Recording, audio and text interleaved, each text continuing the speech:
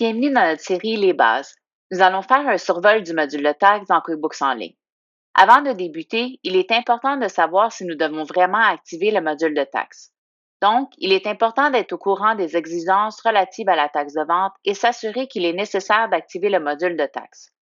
Si vous êtes basé au Québec et que vous faites votre déclaration à Revenu Québec, il est très important de visualiser notre vidéo Comment bien débuter votre module de taxe pour le Québec. Dans notre compte démo, le module de taxe est déjà activé, mais allons regarder les paramètres que nous avons appliqués.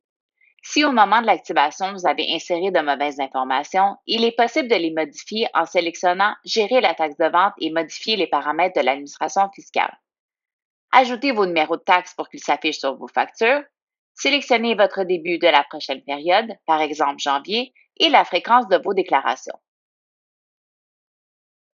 Si vous avez besoin de configurer un nouveau code de taxe, sélectionnez Gérer la taxe de vente et ensuite Ajouter une taxe.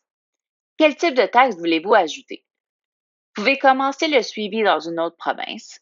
Ce qui est bien, c'est que QuickBooks nous laisse savoir ce qui va se passer en ajoutant une autre province. Si j'ajoute l'Ontario, QuickBooks me mentionne que les taxes seront ajoutées à la TPS-TVH existante. Si je choisis la Colombie-Britannique, une autre agence sera créée dans mon module de taxe. Vous pouvez aussi ajouter une taxe et une administration fiscale personnalisée. Cette option vous permet d'ajouter des taxes pour les autres taxes de vente que vous percevez, comme les taxes d'hébergement. Vous pouvez aussi créer des taux de taxes combinés. Nous l'utilisons notamment pour créer les taux de taxes pour les frais de repas et de représentation. Lorsque vous activez les taxes, vous avez des codes de taxes établis par défaut. En ne parlant pas de la différence au niveau fiscal, mais l'impact dans QuickBooks en ligne, exonérer, cela veut dire que les transactions ayant exonéré comme code de taxe figureront à la ligne 101 de votre déclaration. Par exemple, la plupart des services de santé, médicaux et dentaires. Détaxé, cela signifie que vous ne facturez pas à la TPS-TVQ, mais cela apparaîtra quand même à la ligne 101.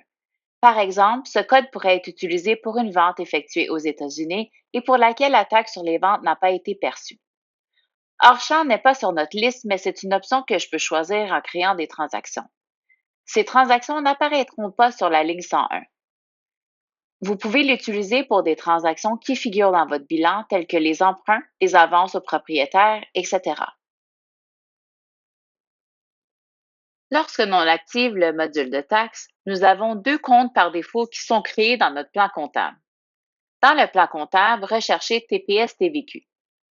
Vous allez voir le compte TPS-TVH-TVQ à payer. Ce compte contient le montant pour la période courante, donc votre déclaration qui n'a pas été encore produite, et doit balancer avec le montant dans votre module de taxe pour la même période. Vous avez aussi le compte d'attente pour la TPS-TVH-TVQ. Ce montant est en attente et en lien avec votre déclaration précédente, donc votre déclaration qui a déjà été produite. Ce montant sera payable ou recevable. Lorsque vous marquez une déclaration comme étant produite dans votre module de taxe, QuickBooks effectuera une écriture de journal automatiquement en déplaçant le solde que vous avez dans votre compte TPS-TVQ à payer vers le compte en suspens.